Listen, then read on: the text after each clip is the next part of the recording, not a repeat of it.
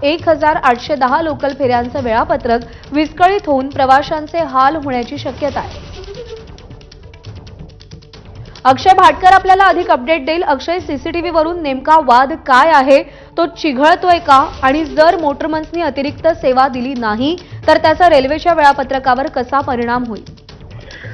प्रज्ञा, मध्य रेल्वेवर एका दिवसामध्ये जवळपास 1801 लोकल फेऱ्या या धावत असतात आणि या सगळ्या लोकल फेऱ्या चालवण्यासाठी जे मोटरमन आहेत ते पर्याप्त नाहीयेत आणि त्यासाठीच काही मोटरमनना अतिरिक्त काम करावं लागतं। आता जर या सगळ्या मोटरमननी अतिरिक्त काम करायचं म्हणजे एक्स्ट्रा ड्युटी जी आहे ती करायचं थांबवलं तर अनेक लोकलवर त्याचा परिणाम होऊ शकतो। त्यामुळे दिवसभरातलं जे मध्य रेल्वेचं वेळापत्रक आहे ते पूर्णतः कोलमडून जाण्याची शक्यता आहे।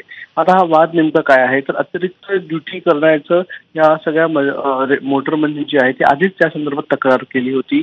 त्याचबरोबर जे प्रत्येक मोटरमनच्या केबिनमध्ये सीसीटीव्ही लावण्यावरून जो वाद होता, म्हणजे मोटरमनची काही जर चूक असेल किंवा मोटरमन फोनवर बोलत असेल किंवा इतर कोणाशी बोलत असेल किंवा त्याच्या कामामध्ये काही चूक झाली असेल तर त्यातून जर काही अपघात होऊ नये यासाठी प्रत्येक मोटरमनच्या केबिनमध्ये सीसीटीव्ही लावण्याची यंत्रणा ही मध्य रेल्वेने सुरू केलेली होती। मात्र या यंत्रणेला देखील मोटरमनचा विरोध आहे।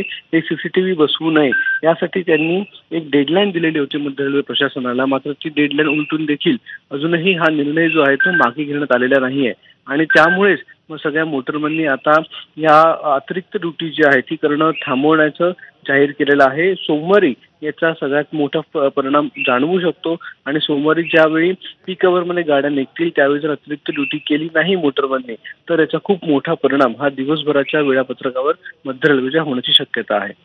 प्रज्ञा। अक्षय, धन्यवाद दिलेल्या माहितीसाठी।